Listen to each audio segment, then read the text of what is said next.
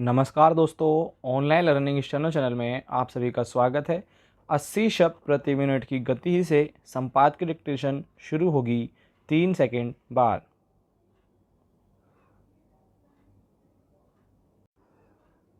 Start. Rail हादसों पर विराम लगाने के दावे तो खूब बढ़ चढ़कर किए जाते हैं, पर हकीकत यह है कि इनमें लगातार बढ़ोतरी ही देखी जा रही है।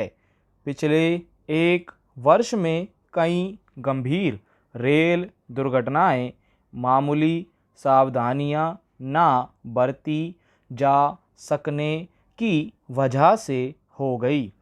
अभी मुंबई से हावड़ा जा रही गाड़ी के 18 डिब्बे झारखंड के चक्रधरपुर में इसलिए पटरी से उतर गए कि चालक को अचानक ब्रेक लगाना पड़ा। वह गाड़ी जिस रास्ते से आ रही थी, वहाँ पहले ही एक मालगाड़ी पटरी से उतर चुकी थी। अब रेल महकमा इस बात की जांच कर रहा है कि मुंबई हावड़ा मेल के चालक को मालगाड़ी पलटने के बारे में सूचना दी गई थी या नहीं। गनीमत है कि इस हादसे में बहुत बड़ा नुकसान नहीं हुआ।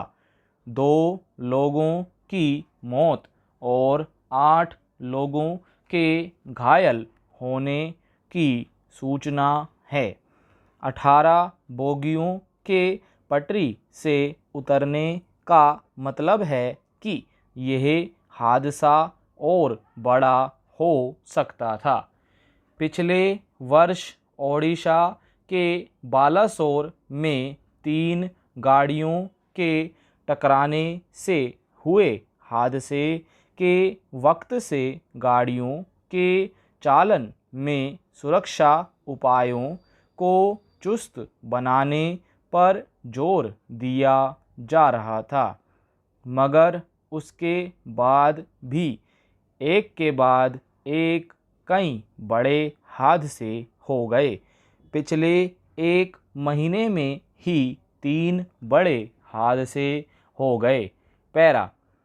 रेल हादसों की वजहें किसी से छिपी नहीं हैं। हर बार यह संकल्प दोहराया जाता है कि जल्दी ही हर गाड़ी में टक्कर रोधी उपकरण लगा लिए जाएंगे, जिससे हादसों पर रोक लग सकेगी। मगर लगातार हो रहे हादसों की प्रकृति को देखते हुए यह दावा नहीं किया जा सकता कि अकेले टक्कर रोधी उपकरण से इस समस्या पर पूरी तरह अंकुश लग पाएगा। रेलवे का दावा है कि अनेक मार्गों पर कंप्यूटरीकृत संचालन प्रणाली लगा दी गई है। पटरियां बदलने और संकेतक आदि के लिए आधुनिक उपकरण लगा दिए गए हैं, मगर देखा गया है कि इनके ठीक से काम ना करने या इनका संचालन ठीक से ना किए जाने के कारण ही अक्सर हादसे हो जाते हैं।